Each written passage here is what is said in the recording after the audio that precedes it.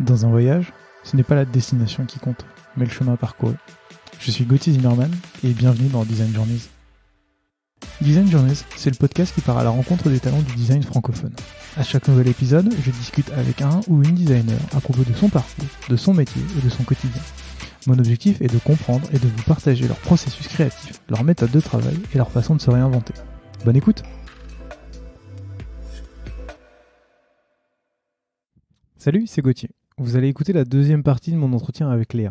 Si vous n'avez pas écouté la première partie, vous pouvez retrouver le lien dans la description. On y parle de son parcours, de la façon dont elle a mis les pieds dans le visual merchandising, puis comment elle a décidé ensuite de faire du product design jusqu'à devenir head of design. Et si vous avez déjà écouté cette première partie, eh bien voici tout de suite la deuxième. Très bonne écoute. Chez Payfit, je repars de zéro parce qu'il n'y a qu'un product designer en poste. Deux du coup entre-temps parce que j'en recommande un, etc. Mais en gros, au moment où j'arrive, ils sont deux. Et il y a quand même tout à reconstruire, mais les moyens sont différents. Que ce soit financier, etc. Et puis, j'ai beaucoup appris chez Everroad. Ça a vraiment été hyper formateur en tant que head-off. Et donc, j'arrive où je sais déjà comment je veux structurer mon équipe, comment je veux la construire, ce que je vais faire, etc. Donc, parce que il n'y a plus qu'à dépiler, quoi. Parce que justement, toi, le rôle et les missions qui te sont proposées, c'est quoi concrètement ? Chez Payfit ? Oui. Alors, c'est pas très défini, mais je crois que c'est ça que j'aime bien, encore ce truc de défricher. C'est-à-dire que j'arrive en tant que head of design, et pendant l'entretien, la seule chose sur laquelle je vais vraiment être très challengée, c'est pendant une discussion avec le CPO qui se demande si j'ai les épaules parce que j'ai jamais managé des grosses équipes design et qui savent que le scale va être important, et ils se demandent est-ce que quand elle aura 20 personnes à manager, elle va faire un burn-out, quoi. Et la question se pose toujours aujourd'hui pour moi. C'est vraiment, je sais pas où est ma limite, parce que dans le cadre de l'hypercroissance, tu rentres dans une boîte, 3 mois plus tard, elle a changé, 6 mois plus tard, ça n'a plus rien à voir, et tu repousses toujours ce dont tu es capable. Et chez Payfit, je ne fais que me confronter à des choses que j'ai jamais vécues. Donc, je me pose constamment la question de ma propre capacité, tu vois, à y faire face. Et donc, pendant l'entretien, la question que eux se posent, c'est est-ce qu'elle va pouvoir, jusqu'où elle va pouvoir aller. Et j'ai perdu la question initiale qui était ton rôle et tes missions en fait. Ah oui. Pourquoi Et donc ils me recrutent comme head of design. Donc je les rejoins en pensant que comme chez Everroad, je vais construire une équipe design et me concentrer sur le design. Et en fait quand j'arrive, au bout d'une semaine, ils me disent bon en fait on va revoir ton titre, tu vas être VP. Qu'est-ce que ça change ? Je sais pas. À l'époque je comprends pas. Donc je dis d'accord. Je croyais que c'était la même chose. Ouais. Et en fait ce que ça change, c'est les attentes de ton impact. C'est-à-dire que quand tu es head of d'un département, en tout cas chez Payfit, en France, on utilise beaucoup de titres qui veulent rien dire. Puis quand on dit t'es VP alors que t'as 2 personnes à manager, t'es VP de rien du tout. J'aurais pu être lead, c'était la même chose, tu vois. Donc je me rendais pas compte à l'époque. Aujourd'hui, je m'en rends compte. La différence entre un VP et un head of, c'est que le head of, il est concentré sur son département. Le VP, il a des enjeux d'entreprise. Donc, par exemple, chez Payfit, je travaille sur la construction de l'équipe design, mais aussi sur tout le hiring plan, les OKR, la stratégie de l'équipe produit. Donc là, c'est plusieurs centaines de personnes. C'est très, très gros parce qu'on travaille main dans la main avec le VP produit et le VP engineering.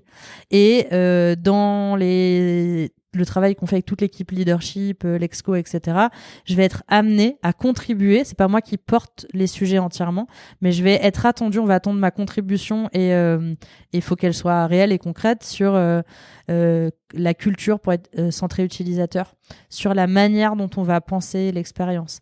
Par exemple, le gros truc de cette année que j'ai beaucoup poussé chez Payfit, c'est les Golden Pass qu'on n'avait pas définis, pour en faire un outil qui sera utilisé par toute la boîte. C'est-à-dire les Golden Pass, c'est les expériences cœur de ton business.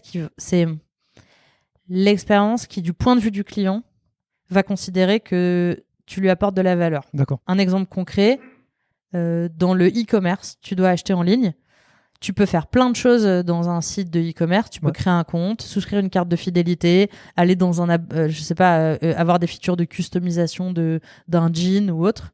Mais en vrai, les features dont tu as vraiment besoin, c'est la recherche du bon produit, la manière dont tu vas le visualiser, comment tu vas le mettre dans ton panier, ton funnel de checkout et la réception du produit. Bah ça, c'est les 4-5 expériences. Il faut qu'elles soient le mieux possible. Parce que si t'en foires une, bah ton client, potentiellement, tu le perds. Et plus elles vont être bonnes, plus tu vas aller vers de l'adoption, de la rétention, du referral, c'est le truc art, plus tu vas avoir une expérience client qui va être magnifiée. Et Amazon fait ça très bien. Airbnb, ils sont très bons là-dedans. Et donc, chez Payfit, on avait une approche plutôt par fonctionnalité qu'on vend, catalogue de produits.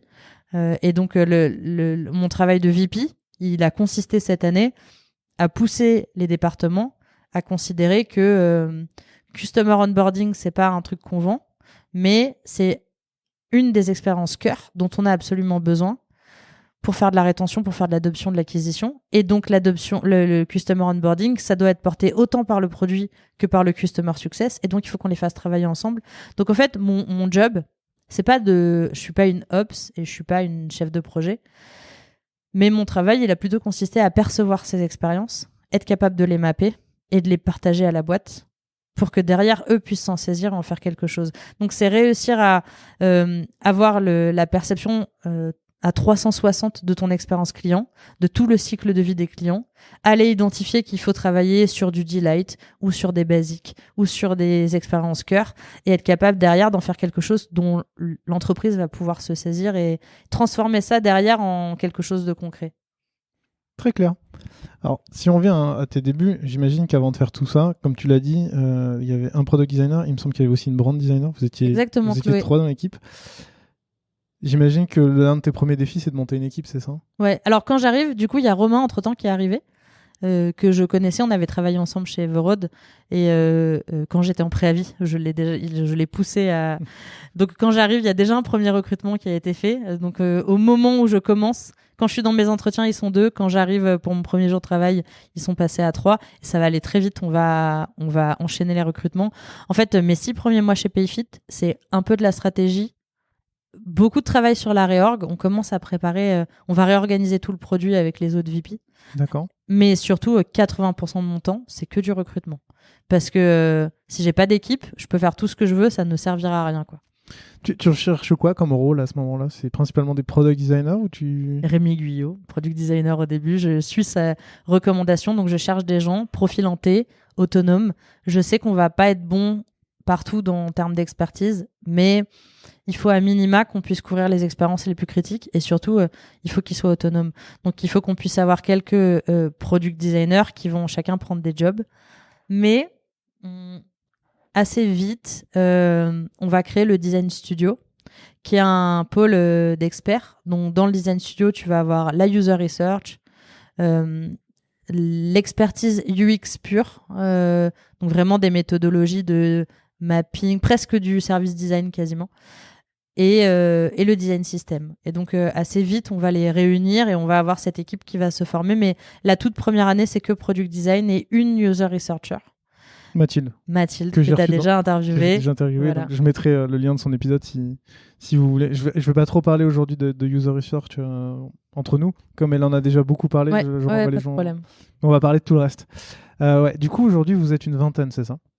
Aujourd'hui, alors ça dépend qui tu comptes, mais si tu comptes user research, aussi les ingénieurs côté design system, les brand designers. Parce que les ingénieurs, côté design system, c'est aussi rattaché.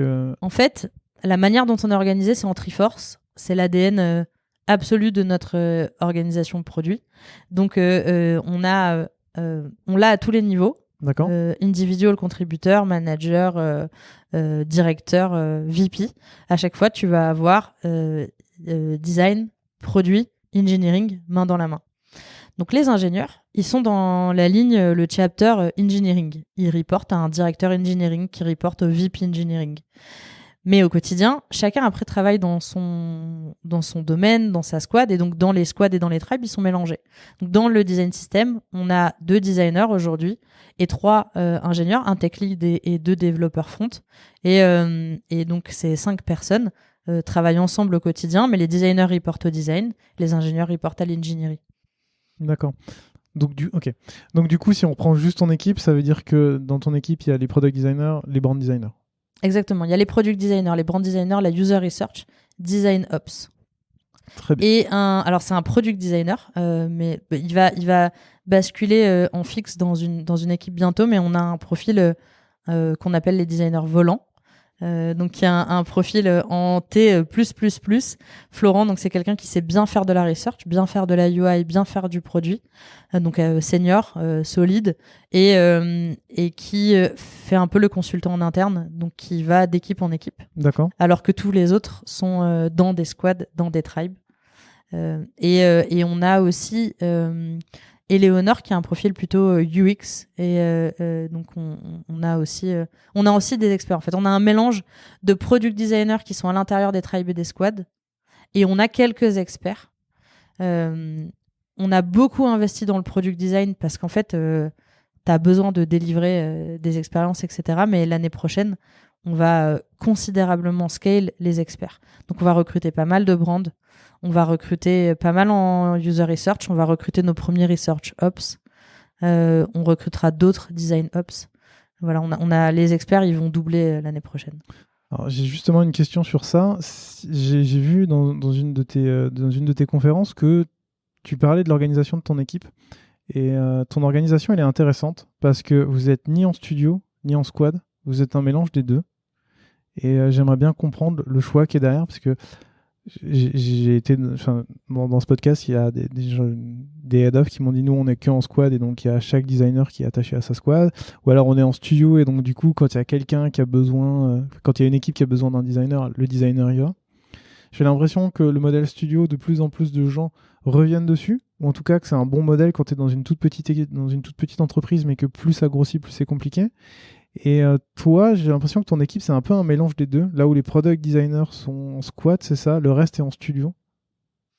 Alors, à la base, quand je crée le design studio, en fait, mon rêve, à moi, c'est pas tellement le process d'un studio. Mon rêve à moi, c'est l'innovation.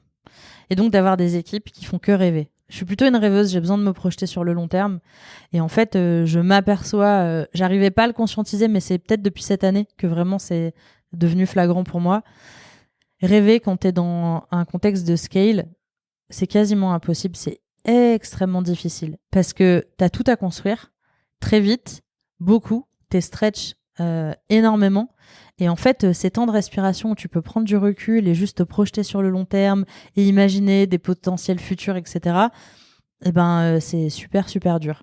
Et donc, très vite, tu te rends compte que quand tu as du budget, c'est clairement pas pour recruter des gens qui vont rêver au futur de ta boîte. Quand tu as du budget, c'est pour recruter des gens qui vont construire le produit ou l'expérience, quoi. Et donc, au moment où on crée le design studio, les besoins qu'on a, c'est d'avoir des gens qui vont être capables d'aller voir ce qu'on ne voit pas quand on est en train de construire les expériences. Donc d'avoir des researchers qui vont parler avec des clients, mais qui vont aller creuser des trucs un peu en profondeur.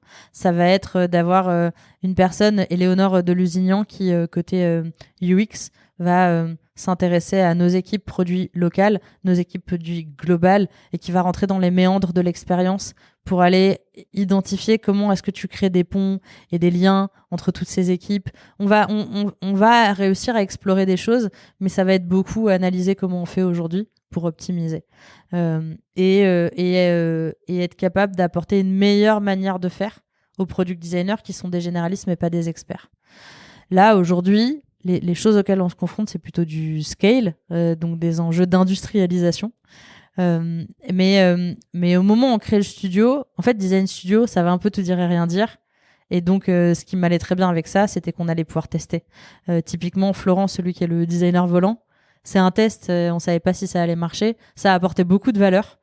Par contre, le learning, c'est qu'au bout d'un an, il a envie de se poser et de faire partie d'une vraie équipe. Donc, il va rejoindre une vraie tribe en fixe et on recrutera d'autres designers volants, mais il est possible que dans un an, ils aient envie de se poser et c'est sûrement des rôles qui évolueront comme ça. Mais en tout cas, voilà, le design studio, ça permet de faire des explorations. Mais comment on est arrivé à ça ? Au tout début, quand j'ai rejoint Payfit, il y a un peu plus de 2 ans et demi, avec le CPO, le VP produit et le VP engineering, on part à San Francisco. Et on va rencontrer des boîtes qui ont déjà fait des gros scales. Airbnb, Facebook, Uber, Stripe, qui on a vu d'autres. On en a vu plein. Toutes les boîtes qui envoient un peu des paillettes quand t'es un Français, quoi. Et puis, en voyant ces boîtes-là, il y a une PM qui va nous faire un retour d'expérience sur le design qui me marque énormément. Elle nous raconte que chez Uber, d'abord, les designers étaient dans les tribes et dans les squads. Et que ça plaisait beaucoup aux équipes produits parce qu'ils avaient des designers qui connaissaient très bien les expériences sur lesquelles ils travaillaient, qui pouvaient itérer en continu, faire des funnels qui étaient de mieux en mieux en termes de qualité. Mais par contre, quand tu regardais le produit, tu pouvais presque savoir qui avait designé quoi, tellement il y avait de l'incohérence entre les designers. Donc finalement, ils vont tous les regrouper en studio. Il y a un rebranding qui a fait grand bruit en 2018, je crois, de Uber, où justement ils avaient mergé toute cette équipe et ils avaient réussi à livrer un truc assez ouf en termes de consistency, de guideline. Ça, c'est la magie quand tu mets tous les designers ensemble. Ils arrivent à penser, à conceptualiser le design super loin et à revenir avec des choses assez puissantes. Mais elle nous a raconté, elle, son point de vue de PM. Son point de vue de PM, c'était que du coup, quand tu voulais un designer, fallait le demander. Fallait faire la queue, avoir ton ticket qui soit dispo. Quand il arrivait, il connaissait pas ta squad, donc il fallait l'onboarder. Donc tu avais des temps de latence pour avoir la ressource, pour l'onboarder, pour qu'il soit opérationnel. Ça restait quand même pas aussi bien que d'avoir quelqu'un qui était déjà imbriqué dedans. Et de façon, chez Uber, c'est du scale, ils ont pas le time. Donc au final, ils faisaient sans les designers. Et l'ironie du truc, c'est qu'ils avaient investi je sais pas combien pour avoir ce beau rebranding et toutes ces guidelines, pour finalement avoir des équipes produits qui réalisent des trucs sans être passés par un designer. Et donc, ils en revenaient, et ils se remettaient à avoir des designers impliqués dans les équipes. Et donc, je sors de là en me disant, en fait, il nous faut un truc hybride, quoi. En gros, t'as besoin des deux. L'un ne va pas sans l'autre. Donc, on a fait ce choix en staffant d'abord les Triforce, en renforçant l'ADN Triforce pour ne pas se retrouver avec des choses qui cascadent à l'intérieur d'une squad, où t'as d'abord un PM qui bosse dans son coin, après qui passe la main, le designer qui fait que pisser de la maquette, qui passe aux devs, les devs ils arrivent en fin de chaîne là, personne les a consultés en amont, enfin ça marche pas. Donc on a plutôt poussé les équipes à avoir une approche un peu qui est la règle du Lean UX, où ni gourou ni rockstar, tout le monde bosse main dans la main, et en vrai tu peux être PM et faire du design, être ingénieur et aimer interviewer des clients, il n'y a pas de règle, c'est à discrétion de l'équipe. Donc les ingénieurs font même de la recherche, On a des ingés qui font des interviews clients, qui font des tests utilisateurs, ouais, ça peut arriver. On a des PM qui font des maquettes dans Figma. On n'a pas encore de designers avec des profils très très tech, mais on en parlait justement ce matin avec une des design directeurs, et on va tester ça, d'avoir des profils un peu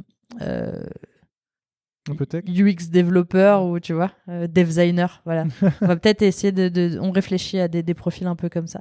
Mais en tout cas, tu peux avoir des profils mix. Et d'un autre côté, on a le design studio, mais là, le design studio, ça marche plus. Ça marche plus parce que on l'a pas fait grandir l'année dernière, mais l'orga a énormément grandi. Et du coup, nos besoins, là, ils sont pas plus juste d'avoir des bonnes pratiques, c'est vraiment des besoins d'industrialisation.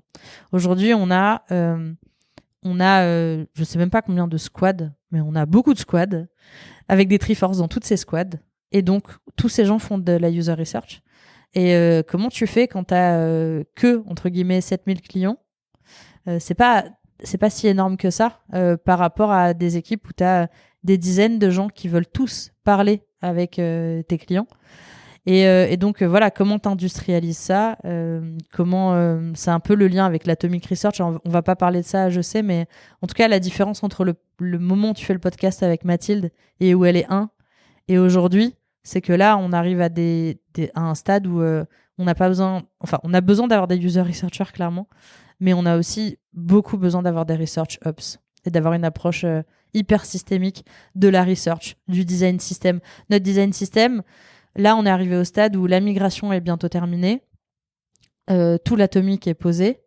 Et ben là, maintenant, il faut passer au niveau d'après, où tu crées des organismes extrêmement complexes, où tu systémises, voire où l'équipe design system, elle a un impact qui va bien au-delà de juste livrer un UI kit. C'est vraiment ce qu'on aimerait faire. On vise un truc un peu comme Polaris de Shopify, la North Star, c'est d'avoir une plateforme où on a tous les assets, brand, design visuel, graphique, tone of voice, content, tout centralisé ensemble. Et notre équipe Midnight, là, elle a des impacts sur l'accessibilité, sur la maintenabilité, sur la performance, sur la sécurité. En fait, ton design system, il peut apporter une valeur monstrueuse qui va bien au-delà de la cohérence du front-end, de la cohérence visuelle, quoi. On va en reparler. Pour juste rester un peu sur les squads et les studios, tu es en train de dire que chaque product designer est dans sa squad et il y a un studio donc pour l'instant qui va changer. La question que je me posais quand j'ai vu cette organisation, c'est comment tu fais pour que toutes tes équipes travaillent ensemble et surtout pour que il y ait une cohérence qui reste entre toutes les équipes, parce que quand on parle de squad, moi j'ai l'impression que tu as un peu des silos, tu as des gens qui sont au-dessus qui vont parler avec chacune des personnes qui est dans ce silo, mais comment les personnes parlent entre elles pour se dire ah bah ok, on a un design system, donc je sais pas, le bouton sera toujours le même, mais comment on s'assure que par exemple je pense à Apple, à chaque fois que tu ouvres un produit différent sur Apple et que tu as une modale d'erreur, ben, sur une, le bouton il est rouge, sur l'autre, le bouton il est blanc, il y en a un, il est primaire, il est secondaire. C'est exactement tout le temps les mêmes, mais l'UX en tant que tel n'est pas la même. Comment tu t'assures que toi, tes équipes, elles travaillent toujours ensemble et qu'elles restent dans cette cohérence totale pour qu'on se dise c'est tout le temps la même chose et c'est pas été designé par un tel ou un tel? Déjà, c'est hyper, hyper difficile et plus tu grossis, plus c'est dur. Il y a plusieurs choses qu'on fait chez Payfit pour pallier à ça. Le premier, c'est qu'on travaille beaucoup sur le fait que les designers se considèrent comme faisant partie d'un chapter design. C'est-à-dire que tu as deux équipes, en gros, quand tu es designer chez Payfit, tu as ta squad au quotidien avec qui tu livres des choses sur le produit, mais tu fais partie de l'équipe design. Tu as des rituels avec des designers. On a plusieurs formes de rituels. On a des rituels asynchrones de design review, design critique, etc. On a des weekly où on partage des sujets d'équipe parce qu'on est une équipe. On a nos team building, nos off-site. On a aussi les design momentum, qui est un moment juste d'émulation où tu peux partager de l'inspiration design qui n'a parfois rien à voir avec Payfit, mais l'idée c'est juste de nourrir un peu ça. On a recruté Zaliata, qui est notre première design ops aujourd'hui, et elle a un vrai gros rôle à jouer. Elle travaille beaucoup sur les process et les méthodologies, mais aussi tout ce qui va permettre de créer du lien, des team building, en fait, tu essaies de créer des moments de partage, de lien entre les gens pour que déjà ils se parlent entre eux et qu'ils se considèrent comme faisant partie de ce groupe. Après, il y a les OKR, ils ont des goals pour certains. Alors, on le fait pas pour tous, ça dépend du contexte de chacun, mais ils sont poussés à se mentorer les uns les autres, à se coacher les uns les autres et à faire du partage de connaissances les uns avec les autres. Donc ça aide beaucoup. T'en as un qui va travailler sur une problématique et t'en as un autre qui va lui dire en voir dans sa design review et lui dire attends, on travaille là-dessus, mais il y a un tel qui travaille sur ça aussi, etc. Donc on essaie un peu comme une toile d'araignée de tisser des fils entre tous les designers. Parce que justement les reviews, c'est pas tous les designers qui sont ensemble, c'est que certaines équipes. Alors la diversité, il est pour beaucoup. On y tient énormément, la diversité. Pourquoi ? Parce que c'est ce qui permet à quelqu'un de savoir que quand il est dans l'équipe, il a une valeur à apporter que les autres apportent pas parce que c'est son truc à lui ou à elle. Donc on a dans l'équipe des gens très introvertis, des gens très extravertis, des gens très bons en UX, d'autres très bons en UI, d'autres très bons en research. Ils ont chacun leur univers, leur appétence, etc. Et donc ils sont dans leur force, c'est qu'ils apportent ça au groupe. Et ils sont reconnus par le groupe pour ça, ils sont valorisés par le groupe pour ça, ils savent que c'est ça leur valeur. Et donc, on va attendre d'elles qu'ils aillent mentorer les gens, partager ces connaissances qu'elles ont, quoi. Et c'est là que j'ai le droit de parler du blob, en fait. Vas-y, je t'en prie. Ouais. Pour un talk que j'ai fait à Flupa, je cherchais une métaphore pour expliquer comment on percevait l'équipe design. Et la meilleure métaphore que j'ai trouvée, c'est le blob. C'est devenu tellement une obsession que je me pose la question d'en adopter un. Peut-être que je serai maman d'un blob bientôt. Donc le blob, c'est quoi ? C'est un organisme vivant, un des plus vieux organismes vivants qui existent sur la planète, qui n'est ni un végétal, ni un animal, ni un champignon. C'est un organisme unicellulaire. En fait, en vrai, c'est plein de cellules qui se mergent les unes aux autres et qui ne deviennent qu'un.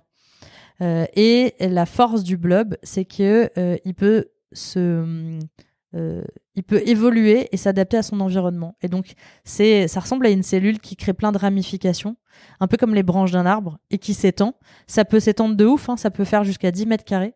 Donc, ça peut devenir très gros. Ça se déplace. Ça s'adapte à son environnement, donc il se colle. C'est de la matière jaune qui un peu gluante qui se déplace. Il se déplace à la recherche de nourriture et il peut résoudre des problèmes, sortir d'un labyrinthe. Il peut apprendre et partager de la connaissance. Donc, si tu mets deux blobs en contact et qu'ils ont appris à résoudre un problème, ils peuvent se merger, ne devenir qu'un. Et du coup, ils auront une mémoire et se rappelleront du problème la dernière fois et le résoudront. Oh, wow. C'est assez fascinant parce que c'est un organisme qui est pas complexe comme le corps d'un mammifère. Ils n'ont pas de cerveau, de cœur, de poumon. C'est une cellule. Mais c'est une cellule intelligente. Et aujourd'hui, il y a des recherches faites par le CNRS. On ne sait toujours pas comment le truc fait pour être intelligent. C'est incroyable, incroyable. Ça survit dans l'espace, dans l'eau, il peut se mettre en pause, etc. Et en fait, je trouve que c'est une métaphore vraiment intéressante pour des équipes design, parce que le design, c'est quelque chose de diffus. C'est très fluide, comme la brand. La brand, tu la retrouves partout. Le design, tu l'as partout. Qu'est-ce que c'est le design ? Tu sais pas, c'est l'expérience client, ça veut dire quoi ? C'est quelque chose un peu de fluide, c'est comme le genre. Et donc, ça se diffuse comme ça. Et en fait, le design, dans la manière dont tu vas coder ton produit, dans la manière dont tu vas penser une architecture, dans la manière dont tu vas faire une stratégie d'acquisition, dont tu vas décider de t'adresser à une audience, penser ton tone of voice, tout est lié à ça. Et donc, tu as un enjeu comme ça dans une orga où si ton design, si tout ce qui tourne autour du design et toute ton équipe, elle est dans un seul département, bah, le risque, c'est un peu ce que je racontais avec Uber, que tu sortes avec des concepts de ouf, mais que ça rayonne pas. Comment tu fais pour les diffuser dans une organisation qui scale, donc qui grandit tout le temps? Tu peux pas te retrouver tu peux pas forcément te retrouver à avoir des designers dans tous les départements. Et en plus, t'as vachement d'histoires de contexte. Et donc, le blob, c'est un être qui s'adapte. Il peut s'adapter au coin d'une table, à une pièce, à un objet. Il bouge avec son environnement. Bah, l'équipe design, c'est un peu comme ça qu'on la voit. Donc, l'idée, c'est de leur faire sentir qu'ils font partie d'un tout. Ils sont cette identité, ils sont le blob. Même si des fois ils sont tout seuls, même s'ils sont sur une petite ramification qui part loin des autres, elle est toujours rattachée d'une manière ou d'une autre au groupe. Et donc tout ce qu'elle va faire va impacter le groupe. Et donc tout doit aller avec le groupe. Et donc au quotidien, ils vont chacun dans leur domaine d'exploration. Ils sont chacun dans leur espace, ils s'adaptent chacun à leur environnement, mais finalement, on est un tout. Mais du coup, la technique, plus que les rôles, de qui tu recrutes, c'est quoi les rituels ou les méthodes, en fait, ma technique à moi, on verra dans 1 ou 2 ans à quel point elle était bonne ou mauvaise. En tout cas, pour l'instant, le truc sur lequel j'essaie de capitaliser, c'est de leur faire sentir qu'ils sont un blob, qu'ils sont un groupe, et qu'ils doivent se penser comme tels, et qui sont un peu les représentants du design dans toutes les équipes où ils sont. Donc, c'est à eux d'être proactifs pour, quand je découvre une bonne méthodologie, l'apporter au groupe. C'est vraiment le truc le blob apprend, et s'il se merge avec un autre blob, il va lui partager sa mémoire et sa connaissance. C'est exactement ça. Je sais bien faire quelque chose, je suis responsable d'aller m'assurer que le reste du groupe le saura. J'ai perçu un truc qui fonctionnait pas, une incohérence, j'ai la responsabilité d'amener au groupe le fait qu'il y a de l'incohérence, etc. Et comment après là où tu parles par exemple d'incohérence, comment après ça se résout? Parce qu'une fois que tu l'as apporté au groupe, le groupe le sait, comment vous décidez qu'il y a une incohérence, qui s'en occupe? Alors ça, c'est la magie du truc. Alors on va voir ce que ça donne avec le temps, mais là, ce que je commence à observer, c'est déjà que je suis plus du tout dans ces discussions. Ça ne dépend plus de moi, et ça, c'est magique. Parce que au début, quand t'es head of et que tu crées ton départ, t'es un peu indispensable. Et si t'es plus là, ça peut faire un effet un peu poulet sans tête, quoi. Alors que là, on arrive au stade où le groupe devient intelligent avec ou sans moi. Et ils explorent des choses. Donc, il y a des tests. T'as plein de systèmes de design review qui ont évolué. Au début, les design review, tant que t'es une petite équipe, tout le monde se met dans une pièce, on fait tous ensemble tout pareil, c'est ok. Puis quand tu deviens 25 et qu'il y a eu le Covid, c'est fini. Et du coup, bah, ils explorent, et tu vas avoir une squad où ils vont se mettre à tester un format de co-design sur Figma. Donc ils ont testé un truc, je sais plus comment ils ont appelé ça, c'est Gwendoline Sonzioni qui l'a inventé. C'est un système où tu as un designer qui design une expérience, qui fait une design review, et tous les designers qui y participent vont lui dire « Alors ici, ton système de search, je pense qu'il est pas optimal, je le prends. Je reviens vers toi dans une semaine avec une proposition. Ici, ton design d'interaction, peut-être tu pourrais faire autrement. Je reviens vers toi dans une semaine. » Et en fait, chacun prend des petits morceaux. En plus de sa charge, en fait, ce qu'il a à son niveau à lui, c'est penser juste un petit problème. Et il revient une semaine plus tard auprès de son collègue. Et le collègue, une semaine après, ben en fait, il a 20 idées d'amélioration. Donc, c'est pas juste dire au designer ça va pas, ça va pas. C'est tout le monde t'apporte, est proactif pour t'apporter des idées de solutions. Et finalement, le designer, à la fin, il a juste à prendre les meilleures idées de chacun. Et ça lui fait un truc hybride qui fonctionne bien. Donc ça, c'est un truc qu'elle a testé, elle, dans sa tribe et qui a créé pas mal d'émulations. C'est vraiment chouette. On a aussi, d'un autre côté, Sylvie, qui est côté design system, qui va proactivement faire toutes les design reviews de tous les... On a un truc asynchrone où tu peux montrer ton projet en ligne. Et donc, elle va aller voir le travail de tout le monde et spontanément pousser pour aller les aider. Mais on n'a pas une approche un peu stricte comme ils ont chez Blablacar. Et on n'a pas encore un système d'inner sourcing hyper puissant. Je pense qu'il va falloir qu'on le mette en place à un moment donné. Mais pour l'instant, on est plutôt sur un truc où tu peux être un contributeur si tu veux, ou tu peux solliciter pour qu'on t'aide. En fait, c'est fluide. On les laisse gérer. Okay. Et là, on est au stade où il y a plein d'émulations, il y a plein de trucs qui sortent de ça. Et je pense qu'il y a des idées qui seront scalables, d'autres qui le seront moins, et qu'il y a des bonnes pratiques qui resteront, et d'autres qui mourront, et d'autres qui apparaîtront, et c'est OK, quoi. Comment tu fais pour pas qu'il y ait à terme une inertie où tu te dises bon, ok, c'est pas grave, je vais pas le présenter, je vais continuer dans mon coin. Je trouve ça, en fait, dans ce que tu dis, je trouve ça intéressant, la métaphore, la façon de faire, où j'ai l'impression qu'il y a toujours de l'émulsion, là où dans d'autres boîtes où j'ai pu travailler ou que j'ai pu voir, t'as un moment une espèce de latence qui s'installe et puis tu commences à dire bon, c'est pas grave, on va laisser comme ça. Et puis dans ton équipe, j'ai l'impression qu'il y a tout le temps de l'émulsion, que ça essaye toujours. Comment tu... Alors, il y a un truc d'ADN d'équipe, c'est quelque chose qui est encouragé, etc. Donc, ça aide.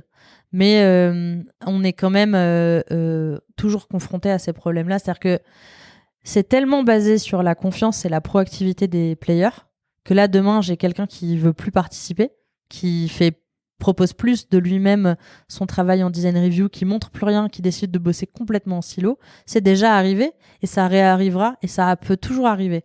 Un designer qui a un peu pas le moral ou qui se met un peu la pression ou plus le groupe grossit, plus ça devient difficile de montrer ton work in progress. Donc syndrome de l'imposteur, blablabla. J'essaie de montrer un truc parfait, au final je me retrouve à designer seul dans mon coin.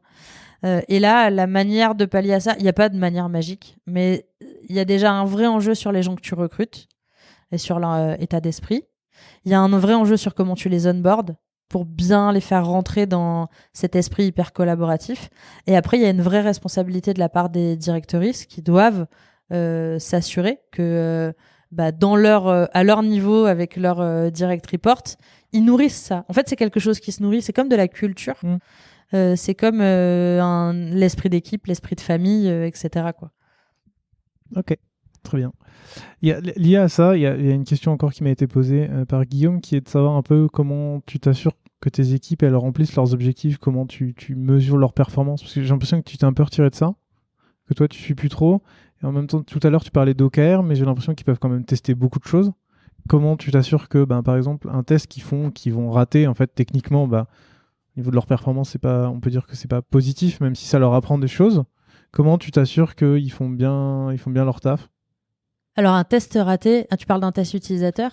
Non, pas forcément d'un test utilisateur, là, ce que tu disais tout à l'heure, de passer du temps sur une nouvelle méthode ou quelque chose. Ah oui, alors ça, c'est pas considéré comme un échec déjà, parce que sinon, c'est plus de l'exploration. Enfin, c'est vraiment l'esprit scientifique où tu testes des trucs, après, t'abandonnes ou pas. Ça a sûrement apporté de la valeur à un moment donné, et c'est OK d'en apporter en one-shot. Tout ce qui est exploratoire, ça peut pas être considéré dans le cadre de tes OKR comme un échec. Par contre, ce qui pourrait être considéré comme un échec, c'est que tu fasses que de l'exploration sur des trucs qui te font kiffer et que t'as rien livré qui apporte de la valeur à Payfit. Là, ça marche plus. Et comment tu calcules justement cette part de valeur ? C'est un bon sujet. Moi, je suis vraiment une designer dans mon ADN. Donc, tout ce qui est suivi de projet, gestion de projet, OKR, stratégie et tout, je suis trop nulle. J'ai fait des coachings, j'ai essayé d'apprendre des méthodologies. En fait, je reste quelqu'un de très émotionnel et intuitif, beaucoup plus que carré. Et c'est super dur. Et chez Payfit, il y a un ADN d'ingénieur. Donc, les gens sont très carrés. Ils fonctionnent beaucoup avec des OKR et des objectifs, avec des métriques. Et donc, travailler comme ça a été vraiment très, très, très difficile pour moi. Surtout que jusqu'à présent, j'avais managé que des petites équipes où, en fait, t'es assis à la même table. Donc, c'est au quotidien que tu suis le travail, tu bosses avec les gens. Aujourd'hui, en tant que VP, je dois piloter. Donc, je suis plus du tout impliquée pour tous les individuels contributeurs. Je revois pas les OKR de tout le monde. Par contre, je revois ceux de mes direct reports, donc des directrices, et je travaille les miens. Alors, on a essayé plein de trucs. Déjà, enfin, pas que à mon niveau, mais au niveau de l'organisation produit, on a essayé plein de trucs, on a eu plein d'échecs. En fait, les OKR, c'est bien sur le papier, et après, il y a la réalité. Et dans la réalité, c'est hyper dur à appliquer parce que à un moment donné, on s'est retrouvé avec les OKR de quarter et annuel, individuel, par squad, par tribe, pour l'organisation produit. En fait, t'as tellement de OKR que plus personne s'en souvient, et c'est vraiment compliqué. Aujourd'hui, et on voulait faire un truc qui soit bottom-up, pas trop top-down, mais en fait, l'organisation qui est sur le terrain, tu sais, c'est un peu comme sur un bateau. Quand t'es en train de ramer, tu vois pas, t'es pas comme en haut la vigie, tu peux pas voir la terre au loin. Et quand tu vois la terre au loin, tu te rends pas trop compte des difficultés de ceux qui rament, quoi. Donc t'as vraiment un truc pour les OKR où tu dois, quand t'es un VP, tu dois faire le lien entre tes founders et le top de la boîte, et puis ceux qui sont sur le terrain, qui sont en train de construire, et tu dois trouver une espèce de traduction où ça fait assez sens pour que les individuels contributeurs puissent se sentir concernés, aller dans la bonne direction, et qu'à la fin, t'atteignes l'objectif de la boîte. Je peux trouver la réponse magique, mais en tout cas, j'ai découvert des choses pour les designers. Déjà, c'est que ce côté intuitif, en fait, tous les designers sont comme ça. Donc, les métriques pour un designer, si tu lui dis à la fin du quarter, t'as augmenté ton NPS de plus 4 points, lol. Personne comprend ce que t'as dit, quoi. Enfin, en fait, comment je sais, le NPS, ça dépend de toute l'expérience client, ça dépend du NPS, ça dépend de tellement de choses qu'en fait, comment je sais que ma maquette dans mon projet de ma squad, ça impacte le NPS, c'est impossible. Donc, on a un peu évolué, et finalement, la règle, c'est d'abord, tu définis un objectif qui a un but à atteindre, qui est pas forcément une métrique. Tu peux te dire, c'est plutôt des améliorations. Où, tu vois, ça va être, je veux améliorer l'adoption, je veux livrer une nouvelle expérience, je veux générer telle émotion chez un client. Enfin voilà, t'as un objectif comme ça. Et puis ensuite, pour pouvoir faire ça, il faut que la manière dont tu le formules, ton objectif, on puisse le checker à la fin du quarter. Donc, ça peut être un livrable. Je dois avoir livré toutes les maquettes du MVP de telle expérience. Ça peut être un key result, mais vraiment un truc où tu es capable de dire que c'est lié à toi. Et ça, souvent, c'est dur pour les designers. Donc, rarement, j'ai des vraies métriques en réalité.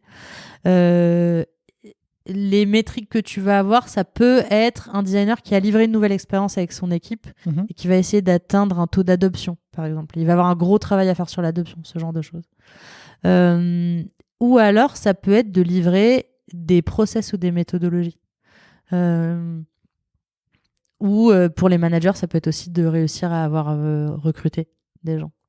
Et donc, souvent, ça va être mon but à atteindre, c'est que sur ma nouvelle expérience, y a un maximum de gens qui l'aient adopté. Et pour pouvoir faire ça, ce que je vise, c'est d'avoir release mon MVP, que je sais pas, on ait livré toute la campagne marketing, on ait fait tout le go-to-market de cette expérience-là, qu'il y ait tant de pourcentage de nos clients qui l'aient adopté. Tu as quand même beaucoup de facteurs qui sont dépendants d'autres personnes. Le go-to-market, oui. Ça va être le CS et les sales. Oui. En fait, ce qu'on va essayer d'identifier dans un goal individuel, c'est pour ça qu'ils ont des goals d'équipe et des goals individuels, c'est que le but ultime, on va dire à l'équipe, vous devez livrer telle expérience, ça vous devez y arriver ensemble. Et après, le designer, dans ses goals individuels, ce qu'il va formuler, c'est qu'est-ce que lui, il va faire pour y arriver. Et donc, en fait, pour que l'expérience, elle soit livrée, moi, ce que je dois avoir fait, c'est les designs doivent être faits dans les temps et dans les heures. Toutes mes specs doivent être livrées. Je suis disponible pour les ingés on time. J'ai livré aux équipes product marketing tous les screens dont ils avaient besoin. Et en fait, j'ai pas été un bottleneck et j'ai plutôt été un facilitateur. Voilà. Ouais, très clair. C'est ça. Et du coup, dans les objectifs, ce que tu vas avoir, c'est souvent ça lié, enfin, ce que tu dois livrer pour PayFit en tant que produit, quelle est la valeur que tu vas apporter à ton client, qu'est-ce que tu vas livrer en tant que designer, où c'est très concret. Et tu as aussi comment toi, tu vas grandir en tant que designer. Et donc, souvent, ce que tu vas avoir, c'est, ça peut être, si tu es plutôt junior, je vais présenter 4 projets en design critique. Je vais aller chercher un mentor dans l'organisation pour m'améliorer sur telle chose. En fait, ce qu'on essaie de faire, c'est de concrétiser. Tu dois être meilleur en communication. Ton objectif, c'est pas m'améliorer en com. Ton objectif, c'est d'avoir fait 4 prises de parole. Tu dois être meilleur en anglais. Peut-être que tu dois avoir écrit 5 articles en anglais pour dans 4 mois. Je dis des trucs n'importe quoi. Hein. J'ai jamais vu personne écrire 5 articles en 4 mois. Mais c'est un exemple random. Et voilà. Et du coup, normalement, si tu formules bien tes calls, et que tu as fait une bonne balance, à la fin du trimestre, tu as une équipe design qui à la fois a livré ce que PayFit a besoin de livrer pour que l'entreprise soit un succès, mais qui a aussi fait plein de petites actions qui vont participer à cette cohérence de groupe et à ce partage de connaissances. Donc le pire scénario, c'est pas tellement que on ait une personne qui soit un peu défaitiste et qui arrête de partager ou de jouer le jeu. Parce que si ça, c'est qu'un individuel contributeur, on pourra toujours le rattraper le trimestre d'après. Le pire scénario, c'est si j'ai un ou une directrice qui baisse les bras. Parce que ça, c'est toute l'équipe qui part en vrille. Justement, c'est quoi là? Je voulais te demander, c'est quoi leur rôle dans ton équipe? C'est des rôles de head of design, mais à l'échelle de leur tribe, en gros. Il y en a combien? Donc, on a Thaïs, Thomas, Gwen et Léonore. Oui, ils sont 4. D'accord. Après, on a Margot Boivin, qui est aussi notre lead researcher, qui n'a pas un titre de head of, mais en fait, elle est l'équivalent d'une head of research en vrai. Elle n'a pas encore de départ, mais c'est ce niveau de maturité-là. D'accord. Et attends, j'espère que j'en ai oublié aucun. J'en ai 5, 6. Combien ils sont? J'en ai beaucoup. Thaïs, Thomas, Elé, Gwen. Oh mon Dieu, si j'ai oublié quelqu'un, je suis désolée. Enfin, je suis tentée d'aller regarder. Il faut pas que je regarde Notion. Ma hantise, c'est que tu me demandes combien précisément ils sont et les noms de tout le monde. Non pas que je connaisse pas mon équipe, mais parce que je serais capable d'en oublier. Et du coup, attends, ta question c'était sur Justement, quel est leur rôle? Quel est leur rôle? On a des équipes solutions et des équipes plateformes. La plateforme, c'est on en a 2. On a la plateforme on a Jetlang Platform et Foundation. Les plateformes, ce sont des équipes qui vont travailler sur des choses extrêmement transverses. L'architecture du produit, toutes les bases de notre produit. Côté design, c'est quoi comme genre d'expérience? Ça va être navigation, notification, validation, beaucoup de mentions. Et ça va être beaucoup d'expériences transverses. Les API, et du coup, c'est très technique l'API, mais si tu peux t'intégrer avec plein d'outils, côté client, comment tu sais tous les outils avec lesquels tu peux t'intégrer, est-ce que tu as un hub qui te les recense tous, l'upsell, l'upgrade, tout ce qui est un peu transverse. Et donc, c'est des équipes qui ont des approches extrêmement systémiques et qui vont servir aux autres. Toutes les autres équipes sont dépendantes de la fondation. Donc, tu crées une expérience, un nouveau module que tu vas vendre à tes clients. Ton expérience, il faudra bien que tu permettes que le client soit notifié, qu'il valide quelque chose, etc. Et donc, tu vas passer par la plateforme pour ça. Les plateformes, elles sont très grosses du coup, parce qu'elles nourrissent tout le produit PayFit. Donc, c'est plusieurs squads, plusieurs designers, des OKR très complexes, des roadmaps très velus et des plateformes qui sont au service de toutes les équipes de tous les pays. On est dans 5 pays actuellement. Donc, les profils de designers qu'on a, c'est des designers qui pensent de façon systémique, qui ont un mélange de je suis capable de comprendre le business, je suis capable de manager, je suis capable de créer des OKR et surtout, je suis capable de j'ai pas l'expression en français, mais connect the dots. Relier les points. Ouais, c'est ça, relier les points entre eux. C'est faire un espèce de lien. Exactement, c'est toujours l'histoire du blob. Donc les directrices, là en l'occurrence pour les plateformes, elles sont capables de... un exemple, Eleonore, elle a accompagné le UK quand ils ont fait leur revamp, il faut pas que je parle en anglais, quand ils ont refondu l'expérience de clôture de paye, D'accord. parce qu'on fait de la paye. Et puis quelques temps plus tard, il y a eu des améliorations faites côté France. Elle a participé à ça. Et puis finalement, en fait, aujourd'hui, elle est celle qui porte le Golden Pass, donc l'expérience cœur clôture de paye. Elle va faire toute la cartographie qu'elle va mettre au service de tout le monde. Comme ça sera un point de référence, n'importe quelle équipe qui doit optimiser l'expérience de clôture de paie, parce qu'il y a beaucoup d'équipes qui travaillent dessus, et ben ils sont capables de savoir qu'est-ce qu'on traque, où, comment on optimise, etc. Donc les directrices, elles ont ce travail-là. Moi, je l'ai à l'échelle de toute la boîte pour tout le produit. D'accord. Elles vont l'avoir à l'échelle juste de leur plateforme, mais c'est déjà méga velu, quoi. Donc c'est des profils qui sont vraiment des profils head of director, voilà. Et après sur les solutions, c'est des profils qui doivent avoir une appétence beaucoup plus fine pour le business et un esprit beaucoup plus start-up, parce que les solutions, c'est de la diversification produit. Ça va être des expériences qui n'existent pas encore dans Payfit. C'est pas encore des expériences cœur, donc si demain on les fait plus, Payfit ne va pas mourir. C'est plutôt des paris business où tu vas essayer de te diversifier, de faire grandir ta proposition de valeur auprès de tes clients, et donc tu testes des choses. Comme votre outil pour faire des one-one, par Exactement. One-one, c'est une solution. Et donc le profil qu'on a, le directeur, c'est Thomas Michel. Et là, c'est beaucoup plus comme une start-up dans la start-up.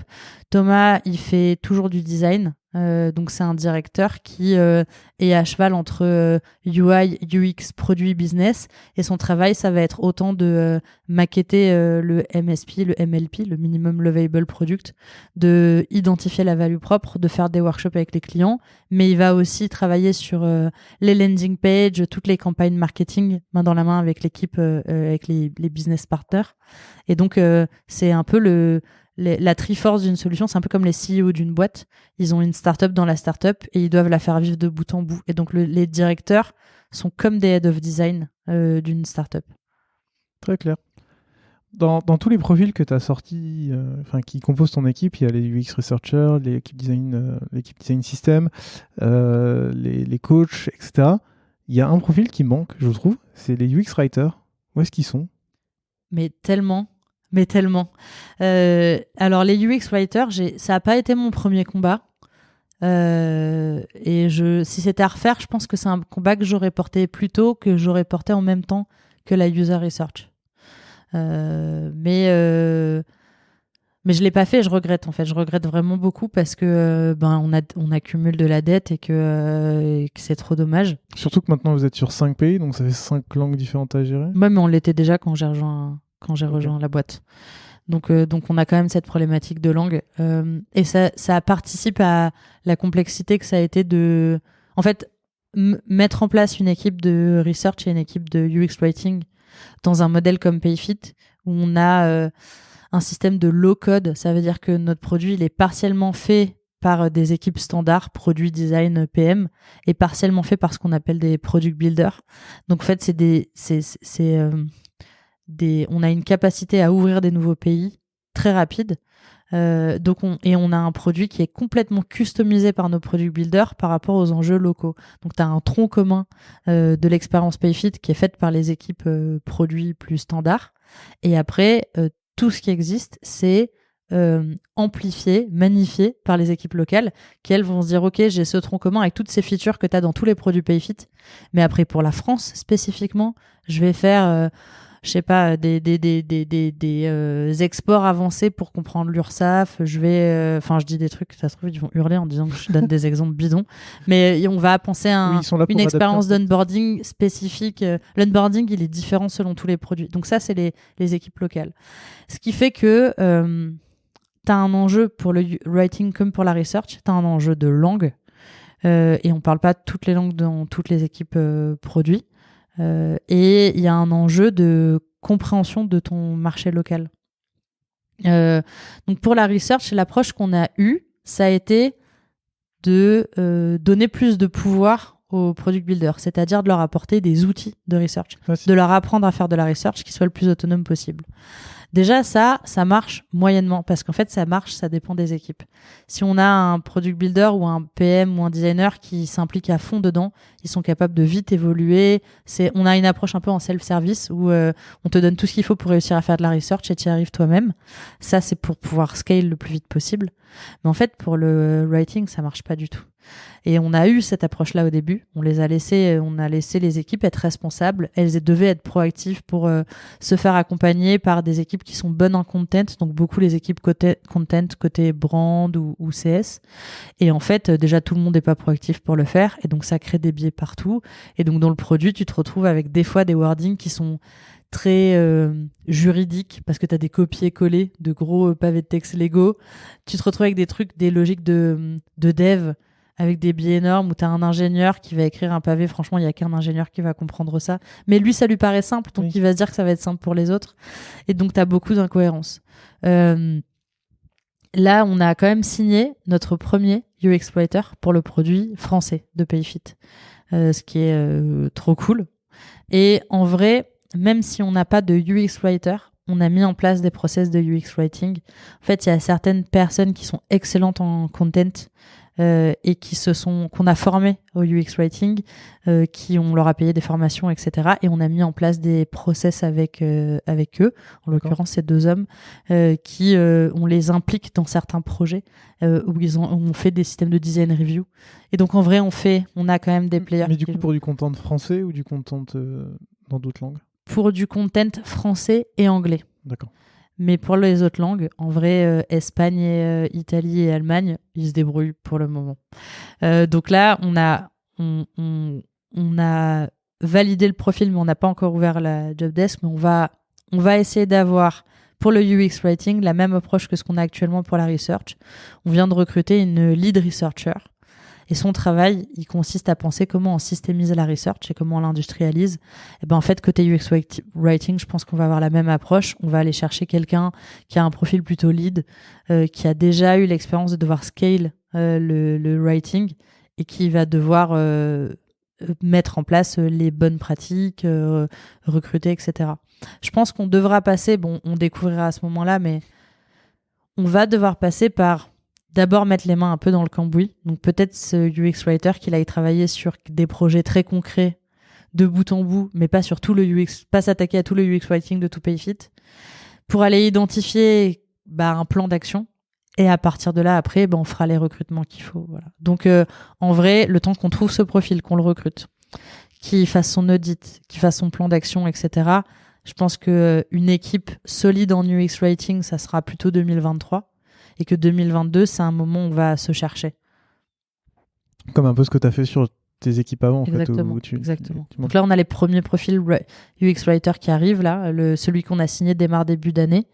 Le deuxième, il sera recruté pour hier. Donc j'espère qu'on le ou la trouvera vite.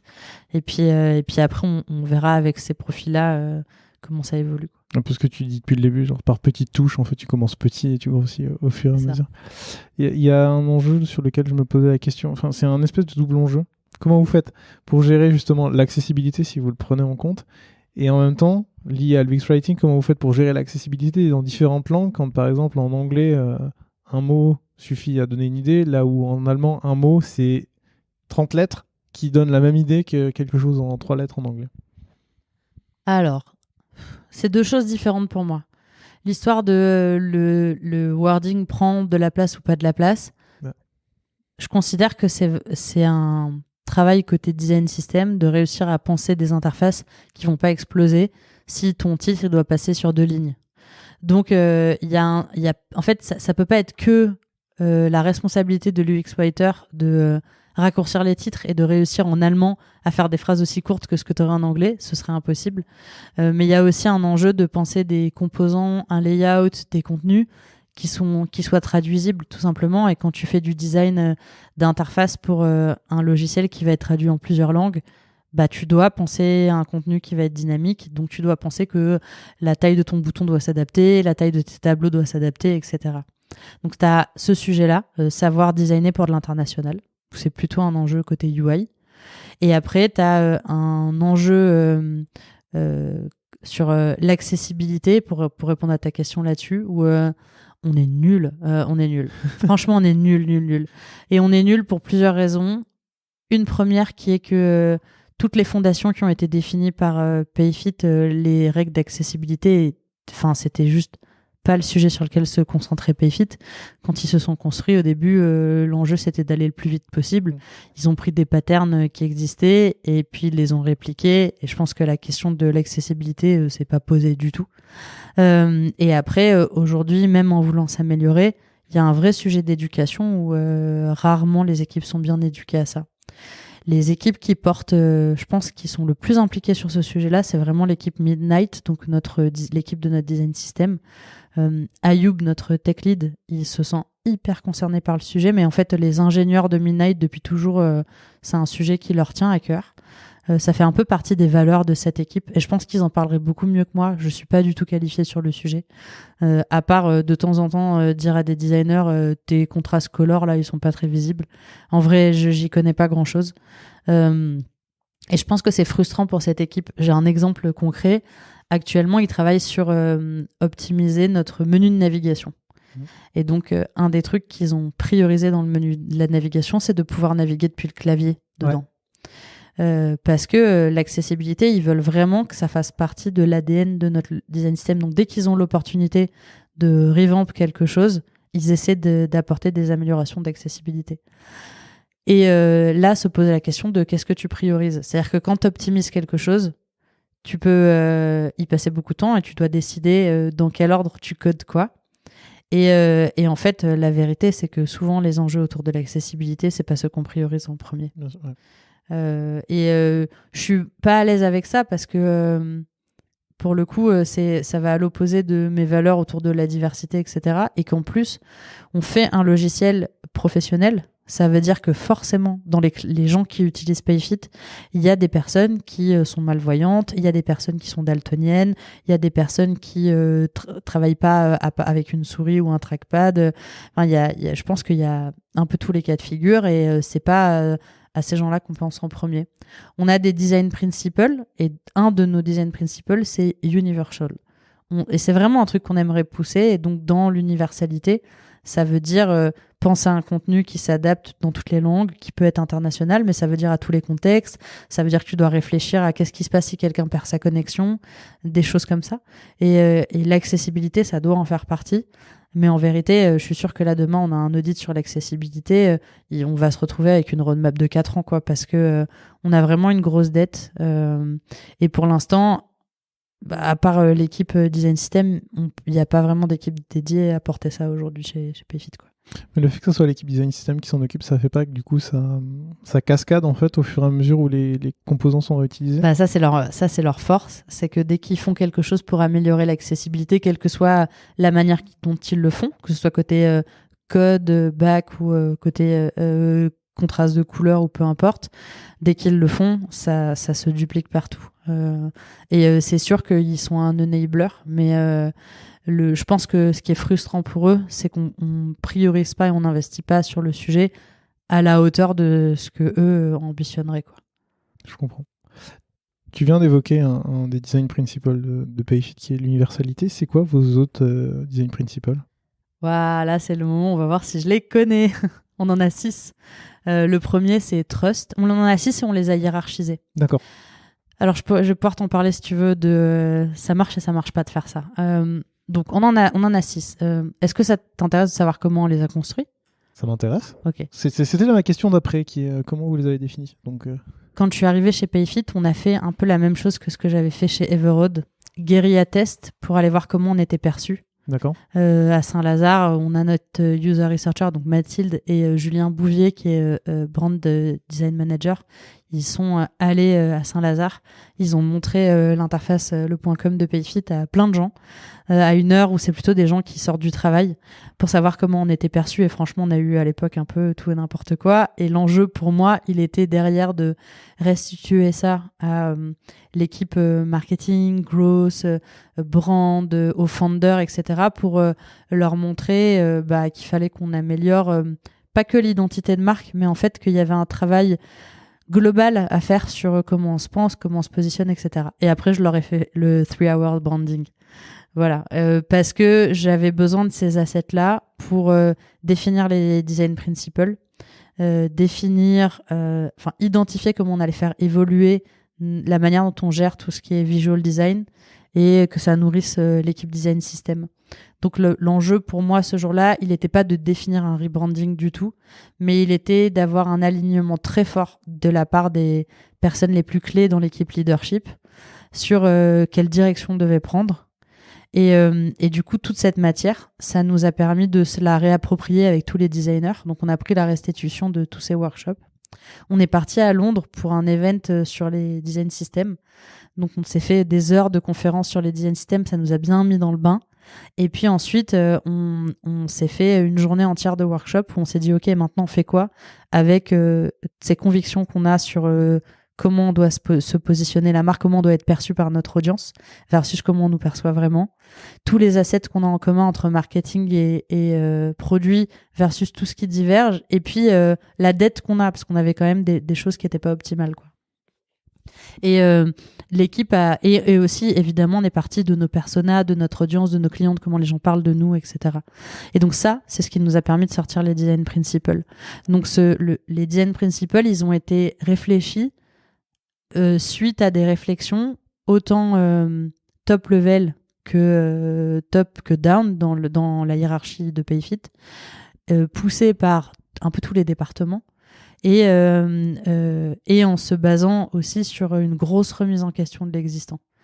Ce qui fait qu'on les a pensés il y a presque 3 ans. Ça faisait partie, un peu comme les personas, des petits outils que j'ai poussés au début. Ça prend que quelques heures à construire. Mais en fait, comme on les a assez bien pensés, aujourd'hui, ils sont toujours d'actualité et pertinents, mais on n'arrive pas à les appliquer bien. C'est un sacré challenge. Donc, on en a 6. Le premier, c'est le trust. C'est la proposition de valeur numéro 1 de Payfit. Payfit, c'est d'abord un outil d'automatisation de la paye. Donc, si les gens ils n'ont pas confiance en toi pour te confier la gestion de leur paye, ils signent pas chez toi, quoi. Donc, il y a un enjeu là-dessus, mais tu as aussi un enjeu côté employé. La paye, moi, j'ai besoin de savoir qu'on va me payer dans les temps et que quand on me paye, on m'a pas carotte. Et que donc, mes calculs de paye, ils sont justes. Et ça, c'est un vrai sujet pour nous. Donc, le trust. Ensuite, et donc dans le trust, tu as aussi comment ta brand est perçue. Ensuite, il y a trust, consistency. Trust, consistency, efficiency. Attends, il m'en manque un. C'est comme les 7 nains ou les 7 péchés capitaux. Trust, consistency, efficiency, empowering, delightful. Il m'en manque un. Universel ? Oui, je te l'ai dit tout à l'heure, c'est parce qu'on en a déjà parlé. Voilà, consistency, on scale, on a plein de plateformes, on a plein de produits, de la diversification, donc ça va un peu de soi, on est internationaux, il faut pouvoir rester cohérent. On a sur l'Universal, je t'en ai parlé. Efficiency, c'est lié au fait qu'on est B2B. On doit penser des interfaces qui permettent d'être un espèce de combo entre t'es efficace, mais il faut pas juste aller vite. Parce que le speed pour le speed, si derrière, c'est pas trop enfin voilà. Donc c'est un espèce de ratio entre l'impact et le temps. Et on veut enlever de la charge mentale de nos utilisatrices, et les faire, en gros, leur permettre de se concentrer sur vraiment ce qui compte pour Yel. Ensuite, dans la hiérarchie, il y a Universal. Ensuite, il y a Empowering et Delightful. Là, l'idée, c'est, normalement, ton expérience, si elle est vraiment bien faite, et qu'elle est déjà cohérente, fiable, elle te donne confiance, etc., t'y crois. Idéalement, en plus de ça, t'as des petits effets de surprise et de delight où juste c'est ces petits moments waouh où tu dis waouh, quand j'utilise le produit, c'est trop cool. Ce truc, c'est trop cool. On a tous vécu ça dans plein de produits. Bah ça, en fait, en vrai, c'est hyper dur à atteindre. Quand on a tout hiérarchisé, on a d'abord mis en bas, c'est dans l'ordre dans lequel je te les ai cités, donc on a d'abord fait trust et cohérence. Parce qu'on avait des enjeux les gens nous percevaient pas comme on devait être perçus, des enjeux autour de les gens, des fois, nous croient pas assez pour s'engager avec nous, et aussi un enjeu sur la cohérence n'a pas été bien anticipée. On commence à peine à avoir un design system. L'équipe design de Payfit, quand elle s'est créée, Payfit avait déjà 3 ans. Donc l'incohérence, elle était monumentale. Donc on s'est dit, ok, si déjà on n'a pas ça, en fait, faire du delight et des petits effets de surprise waouh et des aha moments, c'est mignon, mais en fait, on passe à côté de la proposition de valeur ultime, quoi. Donc voilà, on les a hiérarchisés comme ça. 3 ans plus tard, qu'est-ce qui s'est passé ? En fait, l'équipe, elle a mis le paquet sur le trust et sur le consistency, un petit peu sur Universal grâce à Midnight, parce que si le design system n'était pas là, peut-être qu'on serait pas allé aussi loin. Et après, tout ce qui permet d'empower un utilisateur, de faire du haha moment, en vrai, ça passe tout le temps à la trappe. Pourquoi ? Parce que quand tu es dans un contexte d'hypercroissance et tu marches avec de levées de fonds, des enjeux auprès de tes investisseurs, etc., tu dois aller hyper vite. Et donc, souvent, ce qui se passe, c'est qu'on livre ce qui est vital, ce qui est hyper important, et toutes les petites fioritures, ça dégage. Sauf que, comment tu fais un produit vraiment delightful ? C'est un truc qui me tourne dans la tête, et peut-être que ça va devenir une obsession l'année prochaine. Qu'est-ce qui fait qu'un produit est delightful ? Si tu prends des outils comme Slack, comme Notion, pour un peu l'écosystème que connaissent les designers, ou Figma, ou autres, les trucs qui fait vraiment que ton produit, tu vas le kiffer souvent, c'est toutes ces petites choses au quotidien qui font que quand tu les additionnes à l'usage, le produit il est vraiment kiffant à utiliser. Donc le delight, c'est pas une fonctionnalité en elle-même qui est game changer et si tu l'as pas, ton produit survivra sans. Mais quand tu crées du delight 1 fois, 2 fois, 10 fois, 100 fois, 300 fois dans ton produit, au bout d'un moment, par accumulation, ton produit devient quand même vraiment trop cool à utiliser. Et donc là, il y a un enjeu pour nous et j'ai pas encore craqué le truc, tu vois. Comment est-ce que dans un contexte d'hypercroissance où il faut aller très vite et où jamais de la vie tu vas avoir une squad qui va être dédiée que à du delight, en tout cas, j'ai pas encore ce pouvoir d'influence chez Payfit. En fait, comment tu fais pour que dans leur quotidien, de la même manière qu'avec tous les design principles, de la même manière que ils se forcent à avoir cette gymnastique mentale de penser des designs qui soient cohérents, universels, etc. Comment tu arrives à aussi les pousser à aller jusqu'à englober le delight, quoi. Alan font ça hyper bien, je trouve. J'ai pas encore parlé de ça avec Edouard, faudrait que je l'interviewe sur comment il fait. En tout cas, je reviendrai dans Mais peut-être une des différences qu'ils ont côté Alan, c'est qu'ils sont là depuis le début. Oui. Et que ça fait partie de leur ADN dès le départ. C'est ça. Alors que chez Payfit, on a un ADN à la base quand même factuel d'ingénieur qui appelle un chat et qui fait des expériences qui font ce qu'elles doivent faire. Et c'est vrai que la partie émotionnelle, c'est pas ce qu'on a priorisé, quoi. Et voilà, on est encore en train de se chercher là-dessus. Depuis tout à l'heure, on parle beaucoup même uniquement de product design. Et pourtant, tu gères aussi une partie qui serait peut-être justement un peu plus émotionnelle, qui est la marque, le design de marque, le brand design. Comment ça se passe, le brand design, dans ton équipe ? Je les gère pas. Tu les gères pas ? C'est pas moi la brand aujourd'hui, et ça le sera à partir de 2022. Oh là là, c'est magnifique, je vais pouvoir faire un super coup de pub.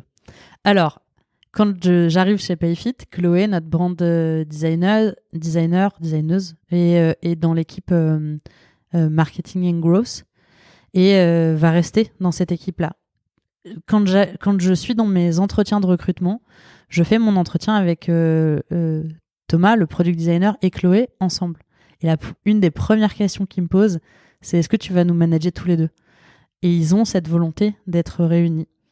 Sauf que j'ai choisi mes batailles en arrivant chez Payfit, et ma bataille, c'était de construire le département produit. Et ça, c'était déjà, avec le VP produit et VP engineering, c'était déjà un peu gros comme challenge. Construire l'équipe product design. Et je savais que si je prenais les brands, en fait, derrière la brand, il y a toute la réflexion autour du market et ça devenait beaucoup trop gros et surtout, j'avais pas été recrutée pour ça. J'ai quand même mis dans les missions du design, et c'est resté notre mission depuis le début, qu'on est là pour rendre l'expérience client, pas utilisateur. L'expérience client, dès le premier point de contact, on doit la rendre mémorable, cohérente, delightful. Ça, c'est la mission de tous les designers qui arrivent chez Payfit. Et c'est le truc que je leur pousse. Donc, ce qu'on a fait avec les brands, c'est qu'on les a inclus dans tous nos rituels. Ils sont là à tous les team building, ils ont leur mot à dire sur ce qu'on fait, et inversement, pousser les designers produits à à être aligné avec ce qui est fait par les brands. Et donc, si les brands demain arrivent et nous disent on va utiliser un style d'illustration, c'est ce qui s'est passé cette année. On a réfléchi, on a fait des recherches. À partir d'aujourd'hui, on va mettre en place des illus chez Payfit et elles vont complètement changer. Et c'est comme ça le style, et ben tout le monde suit. Et donc, on a mis en place des choses comme ça, des ponts, où ce fameux jour où on a pensé nos design principles, où on est allé à Londres, ils sont venus avec nous, ils ont réfléchi à ça. Et c'est eux qui ont animé des workshops autour de comment on allait faire évoluer. On avait fait un jumelage entre design system et brand. Mais ils me reportent pas, ils sont pas dans mon départ. Donc, qu'est-ce qui se passe 3 ans plus tard ? On a des profils brand généralistes qui servent toute l'organisation Payfit et qui prennent un peu le tout venant. Donc, ils ont vraiment un fonctionnement en studio. Tu fais un ticket, tu as ta demande, etc. Donc, ils sont vraiment dans un rôle à la fois exé, mais ils ont vachement grandi. Enfin, ils se sont bien étoffés. Donc, aujourd'hui, ils vont plutôt porter... Ils ont industrialisé beaucoup de choses. Donc, ils ont fonctionné avec des templates. Quand on a migré sur Figma, ils nous ont suivis et du coup, ils ont transformé Figma en un espèce d'outil de templating de brand. Donc en fait, il y a énormément de gens chez Payfit qui font du brand design et qui ne sont pas du tout des designers, mais qui utilisent les outils livrés par l'équipe brand. Et ça a permis à Chloé et Julien de se concentrer sur les concepts et sur piloter des gros projets. Refondre notre site internet, faire travailler sur toute une identité de marque de notre blog Switch, etc. Donc, ils reportent à Margot Lajoigny, qui est notre brand directrice. Et ils sont très bons dans le domaine growth marketing dans lequel ils appartiennent. Donc, en fait, depuis 3 ans, ils travaillent à 99% sur de l'acquisition. Dès qu'un client a signé chez Payfit, tout ce qu'il va voir, tout ce avec quoi il va interagir, en fait, c'est fait par les product designers, plus vraiment par les brands. Donc, il y a un sujet de comment est-ce que tu arrives à avoir une équipe brand qui couvre ton cycle de vie de client en entier et comment tu arrives à pas créer de silo, parce que là, on voit quand même que côté brand, c'est en train d'évoluer, côté produit d'un autre côté, on commence à se retrouver avec des librairies différentes, des assets différents. C'est hyper, hyper dur quand t'es pas dans le même départ de créer de la cohérence. Et il y a aussi un sentiment de frustration côté brand design au bout de 3 ans où l'équipe product design a beaucoup évolué. On est devenu un gros départ avec nos OKR, nos salary range, notre système de management, etc. Et eux, ils sont inclus dans plein de rituels, mais en fait, ils sont quand même pas dans l'équipe. Et du coup, ils se retrouvent 3 aujourd'hui parce qu'on a aussi une brand côté interne. Ils se retrouvent 3 dans une orga de 700 personnes. C'est super dur d'avoir du poids dans la balance quand t'es si petit. Donc, on a pas mal discuté, itéré là-dessus. On savait que la question se reposerait et elle s'est reposée plusieurs fois dans l'année et c'était pas encore le moment, mais là ça y est, le moment est arrivé. Donc on va faire un merge, on a déjà tout réfléchi, on a ensemble repensé l'orga et donc attention, grosse annonce. L'année prochaine, le design studio va évoluer, il va se splitter en 2. On va avoir d'un côté tous ceux qui permettent de faire du design at scale, design ops, research ops, les designers volants, etc. Et peut-être du service design, on ne sait pas encore, on verra. Mais en tout cas, les gens qui arrivent à penser des choses systémiques en process et qui industrialisent beaucoup de grosses parties autour de comment être centré utilisateur.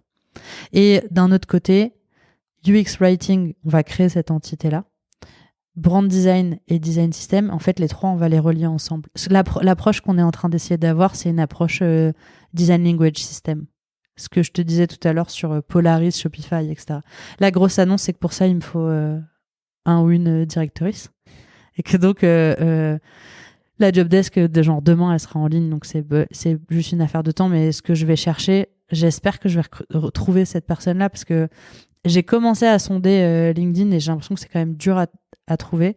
On va chercher quelqu'un qui a un double ADN produit brand et qui soit capable autant de manager Midnight que de manager la brand. Et en fait, ce que je voudrais faire, c'est ce qu'on a fait chez Everroad, mais cette fois-ci à l'échelle, avoir une équipe qui se pense comme une tribe. Mais l'idée, on veut pas avoir un studio, en fait, on veut pas avoir un système de ticketing. On va recruter beaucoup de brands et les brands ils vont être impliqués dans des équipes un peu comme les product designers dans les tribes et les squads. On aura un brand qui travaillera avec l'équipe lead gen marketing, on aura un brand qui travaillera avec l'équipe go to market launch produit, on aura des brands qui travailleront sur l'identité de la marque, le rayonnement en externe, notre blog, etc. Enfin ils auront leurs propres équipes métiers. Et donc, comme les product designers, puisque c'est un modèle qui marche très bien chez Payfit, ils seront dans leur squad, dans leur tribe, mais ils appartiendront à un tout. Donc, c'est vraiment toujours l'idée du blob. Et donc, il va me falloir un blob keeper pour cette branche-là. C'est hyper intéressant. J'ai hâte de voir ce que ça va donner. Et puis pourquoi pas de revenir te voir pour en parler une fois que... Le merge de ces deux équipes, on le fera qu'une fois qu'on aura trouvé ce ou cette directrice. Et... j'ai l'impression que c'est un peu la guerre là, tout le monde cherche des head of design et le marché français est quand même pas autant mature que ce que tu as aux US et donc finalement tu as vraiment un truc culturel en France où les créatifs et les brand directeurs ils sont enfermés dans le marketing et ils travaillent sur des concepts publicitaires.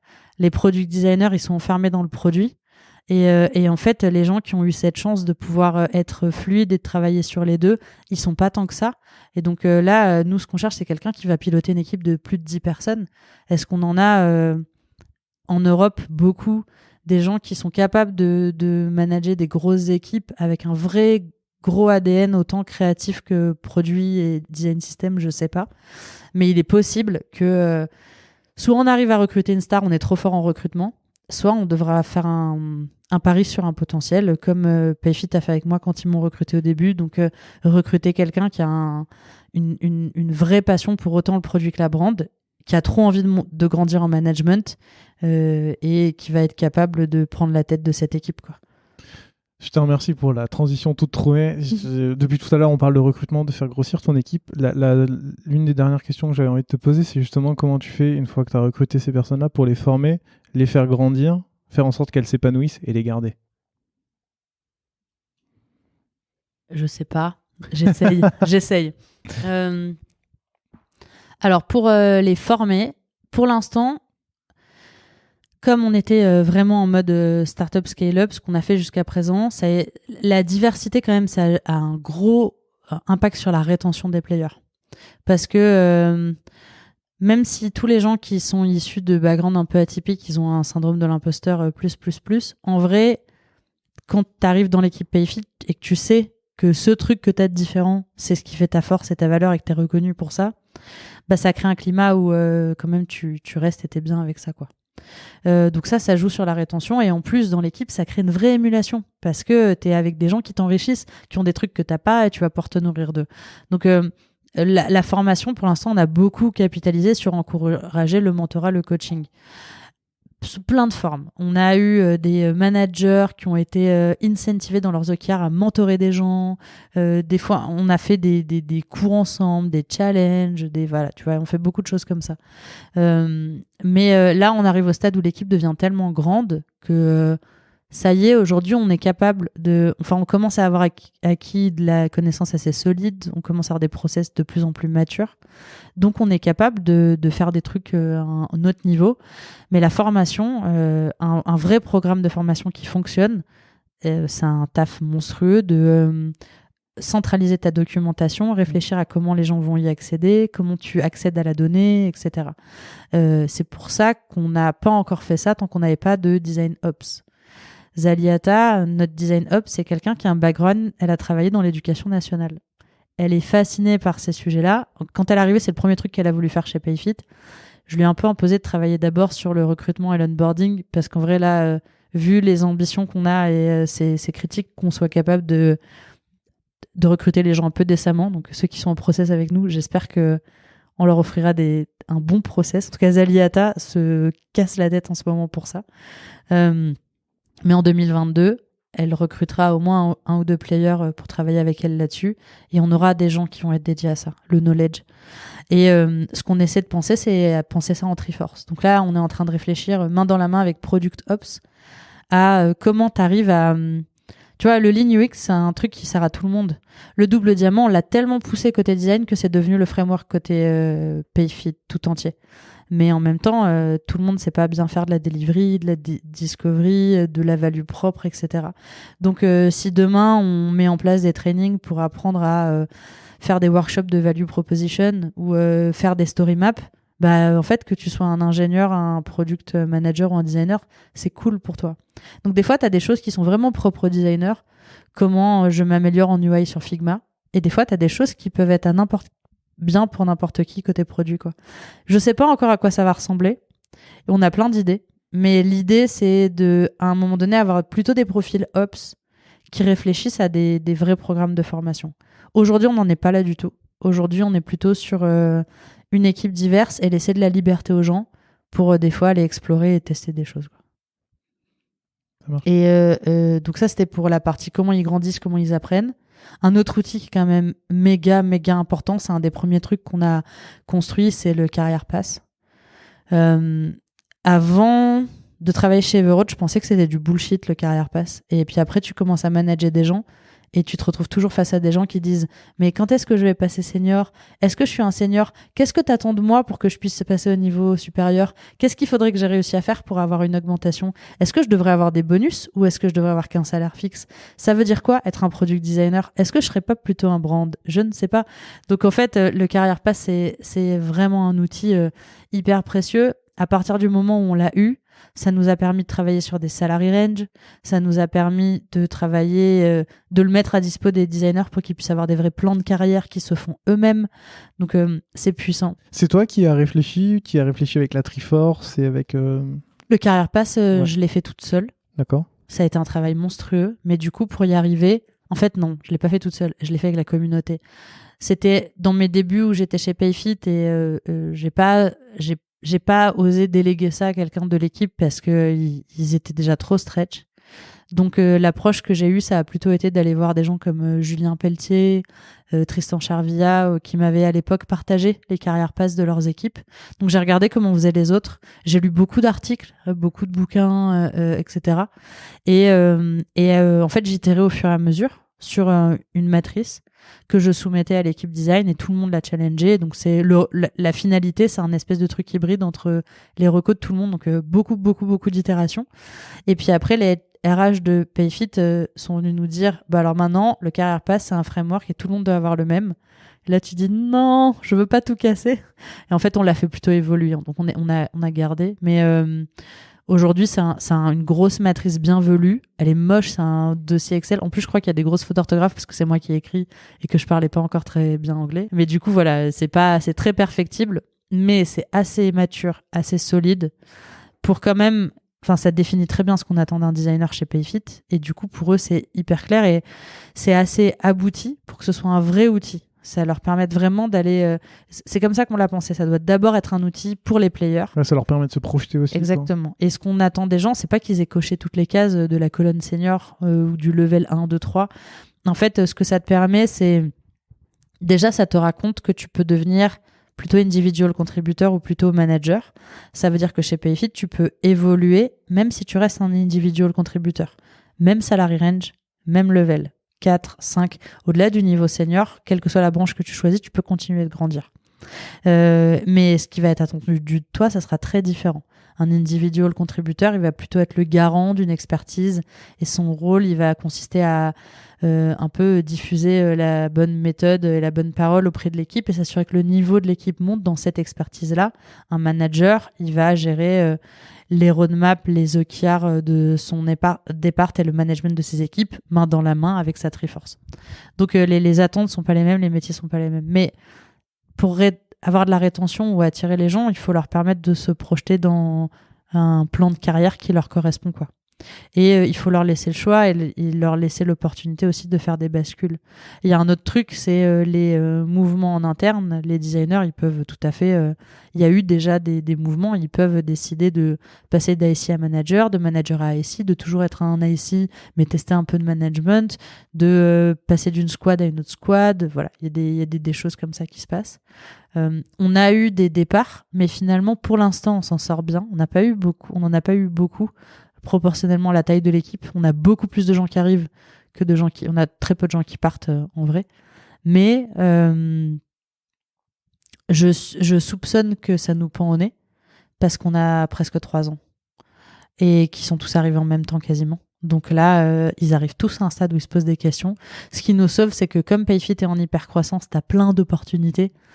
On a aussi le work from anywhere, tu peux travailler de là où tu veux. Enfin, je pense que il y a plein de choses à faire assez cool pour des designers, mais on va forcément arriver à un moment donné où ils sont fatigués de travailler sur le même produit depuis 3, 4, 5 ans, tu vois. Donc, je pense qu'on aura forcément des gens à un moment donné l'année prochaine qui vont avoir envie de partir. Et ça, quand ça va arriver, soit on a réussi à être très bon en recrutement, soit ça va être très chaud pour nous, quoi. Là, c'est un truc qui me fait vraiment peur en tant que VP, mais depuis le début chez Payfit, l'effet domino, c'est un truc qui m'a toujours fait flipper. Je l'ai vu dans des boîtes, donc on essaie de faire ce qu'il faut pour retenir les talents. Après, pour l'instant, ça marche, mais faut être un peu humble, tu vois. Il y a des choses qu'on fait volontairement et on sait que ça participe. Mais tu as aussi des enjeux de marché qui vont au-delà de moi ou au-delà de Payfit qui font que à un moment donné, les gens ils s'en iront de toute manière. Difficile de rebondir là-dessus. Non, ça fait 3 heures qu'on parle ensemble. Donc, on parle beaucoup. Donc, je pense qu'on peut en arriver à la question de la fin que je t'ai envoyée hier.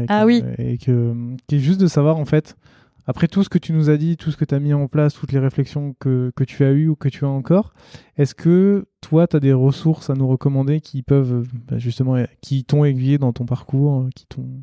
Ouais, alors en fait, je t'avais envoyé pas mal de choses. Peut-être tu peux les mettre si tu penses que ça a de la valeur en copie, mais je sais pas s'il y a besoin de tout lister, parce qu'en plus, il y a des choses dont j'ai déjà bien parlé.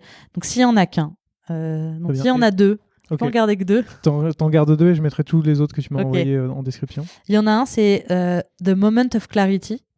Using the human sciences to solve your hardest business problems. J'espère que tout le monde a apprécié mon accent. Est-ce que c'est grâce à ce livre que tu as appris à manipuler les gens dans les brainstorms et dans toutes ces réflexions en équipe ? Non, en fait, j'ai appris la manipulation beaucoup grâce au merchandising et aussi grâce au fait d'avoir eu plein d'échecs et à un moment donné de me dire, en fait, si je biaise pas le jeu dès le début, je vais jamais exister, quoi. Il faut tricher. J'adore la phrase qui dit work like a captain, play like a pirate. C'est un truc que j'ai appris à faire chez PrestaShop. C'est beaucoup Sébastien Levaillant. Le fait qu'il ait été mon manager, ça a beaucoup joué. C'est quelqu'un qui pousse les gens à dire t'essaies de faire les choses dans les règles. Et si vraiment tu n'y arrives pas, à un moment donné, tu le fais en pirate et tu t'en fous, quoi. Et donc, j'ai une approche qui est très comme ça. Et je l'assume vraiment parce que je pense que les designers doivent apprendre à faire ça. Sinon, tu restes un exécutant, en fait. Donc, si on veut que dans la communauté, le design monte à un niveau stratégique, leadership, qu'il a un impact de dingue, va falloir être un peu malin, quoi. C'est de la politique, mais la politique, c'est perçu très négativement dans le milieu. Mais en fait, pas forcément. Si tu le prends comme un jeu, c'est assez cool, quoi. Tu peux réussir à faire des trucs vraiment chouettes. Mais The Moment of Clarity, en fait, ça parle d'un haha moment, d'un truc où tu as une espèce de prise de conscience. Et moi, ce bouquin, il m'a généré une prise de conscience. Je travaillais à l'époque chez Everroad et donc je me posais des questions sur c'est quoi disrupter un marché, comment tu fais. J'ai lu ce livre. Toute la première partie du bouquin, c'est plutôt une analyse de comment on est passé de l'ère industrielle à la manière dont on fait du business aujourd'hui. Donc ça montre comment les mentalités ont évolué au sein des entreprises. C'est un peu chiant à lire, surtout en anglais. Mais j'ai rien contre l'anglais, mais pour moi qui suis pas anglophone fluent, c'était douloureux à l'époque. Voilà, c'était pas fun, mais je me suis forcée à le faire. Et en fait, je suis contente de l'avoir fait parce que la vraie valeur de ce livre, c'est la fin du bouquin, spoiler, qui te permet de... Enfin, quand tu as compris le contexte, c'est là que tu comprends à quel point les moments of clarity sont puissants. Et en fait, il donne des exemples très concrets de boîtes qui, à un moment donné, ont pris conscience qu'ils faisaient de la merde.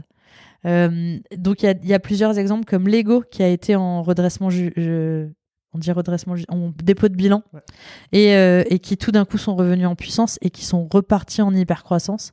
Il y a eu Adidas qui à un moment donné se faisait dévorer par Nike et qui était en train de perdre complètement le marché et qui tout d'un coup a une prise de conscience sur sa marque. J'aime bien l'exemple de Adidas. Ils expliquent que pendant longtemps Adidas c'était des produits très techniques. Donc pour le parallèle avec la tech, c'est comme si on avait une boîte drivée par des devs, pensée par des devs pour des devs que les devs. Ce qui était un peu le cas de PrestaShop quand j'y étais. Et donc le problème de ça, c'est qu'en fait, du coup, la seule cible qui se sentait vraiment concernée par Adidas, c'était les athlètes. C'était des vrais produits de qualité très techniques pour les athlètes.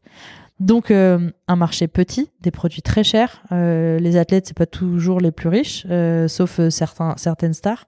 Et donc en fait, en termes de rentabilité, c'était discutable. Et puis Nike arrive. Et Nike comprend que le streetwear, c'est un lifestyle. Et que tu as envie de donner l'impression que tu es hyper sportif, même si en fait tu bosses 10 heures par jour derrière un ordinateur à ton bureau, quoi. Mais tu as quand même envie d'être perçu comme quelqu'un qui est...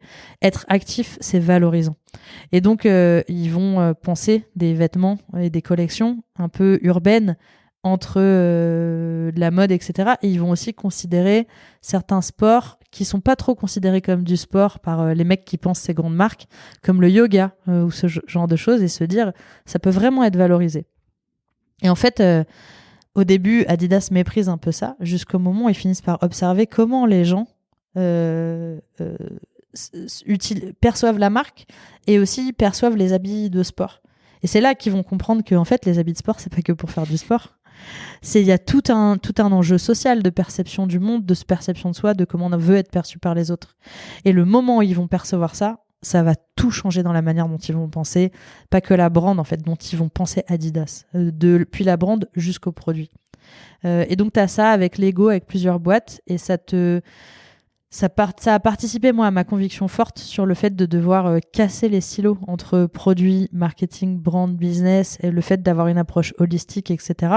Parce qu'en fait, ton client, lui, ce qu'il voit, c'est ton produit. T'as un téléphone qui bug, et ben peut-être que, je sais pas, Xiaomi, c'est de la merde. Moi, j'ai un Xiaomi, donc je donne... Ça bug, Xiaomi, c'est de la merde. Il tombe, il se casse pour un rien, c'est vraiment de la merde. L'app, elle est instable, c'est vraiment de la merde. Et à la fin, tu te dis, oh, ça, ce produit, c'est de la merde. Alors qu'en fait, peut-être que c'est juste une feature faite par une personne à un moment donné, un élément du hardware, mais le customer success ne répond pas, cette marque, elle est pourrie, etc., quoi. Alors que le client, ce qu'il perçoit, c'est le nom de ta marque. Et derrière, lui, il met tout. C'est un fourre-tout. Il va considérer l'expérience tout entière. Et il en a rien à faire de comment t'es organisé en interne, quoi. Voilà. Donc, The Moment of Clarity, c'est cool. Et le deuxième podcast, ça va aller beaucoup plus vite pour les gens qui s'intéressent aux enjeux autour de la diversité et de l'inclusion et qui veulent comprendre ce que c'est que... Enfin, pour ceux qui veulent enlever les œillères qu'on a naturellement et percevoir le monde avec un prisme féministe, et comprendre ce que je veux dire derrière tout ça. En gros, si on veut essayer d'avoir moins de biais et comprendre les gens qui sont pas comme nous, il y a un podcast qui est extraordinaire. C'est un podcast à soi par Charlotte Bien-Aimée sur Arte Radio, mais qui est diffusé aussi sur Spotify aujourd'hui et plein de plateformes de podcast. C'est une série d'épisodes de podcast. Chaque podcast est un documentaire. C'est des documentaires extrêmement qualitatifs avec des thématiques qui parlent de la grossophobie ou de la race ou alors de la classe ou alors des femmes dans un certain contexte. Et en fait, quand on les écoute tous, ça lève quand même le voile sur beaucoup de mécanismes de discrimination, d'oppression qu'il y a dans le monde. Je pense que quand on a un manager et qu'on écoute ça, on manage plus les gens pareil après, quoi. Voilà, donc pour pouvoir repenser les équipes différemment, c'est un podcast, je pense, qui est puissant. Ça marche, et ben merci beaucoup. Tous les liens sont dans la description. Léa, si quelqu'un veut te contacter, on les renvoie vers quoi, LinkedIn ? Ouais, LinkedIn, c'est le mieux. Après, je vais être honnête, je reçois énormément de messages tous les jours. C'est par vague. Il y a des moments, j'en reçois un, et des fois, j'en reçois 15. Donc, il y a des gens, des fois, j'arrive jamais à leur répondre. Et des fois, j'y arrive, je fais comme je peux. Voilà, ça fait un peu la star connasse, mais c'est pas du tout ma volonté. Mais c'est juste que dans la tech, il y a beaucoup cette culture de se partager beaucoup de choses. Et en fait, dès que tu as un peu de rayonnement, je sais que dès que tu postes un podcast, derrière, tu reçois plein de messages. Donc, LinkedIn, ça reste le mieux parce que je lis pas mes mails quasiment. Donc, voilà, LinkedIn, je regarde. Ce que j'essaie de faire là en ce moment, c'est plutôt des réponses en asynchrone. J'arrive pas à faire tous les cafés lunch, mais vous m'envoyez vos questions directement et je réponds dès que je peux. Comme ça, le message est passé. Et vous envoyez vos CV aussi. Bon, merci beaucoup Léa pour tout ce temps et tout ce que tu as partagé aujourd'hui, parce que c'était dense et c'était très intéressant. Donc merci beaucoup pour ton temps. Merci pour ta patience pendant ces 3 heures et merci pour ce que tu fais pour la communauté. Merci. C'est génial, franchement.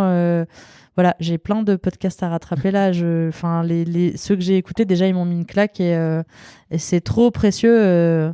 C'est trop précieux ce que tu nous donnes à tous, quoi. Merci beaucoup. À bientôt. À bientôt. Salut.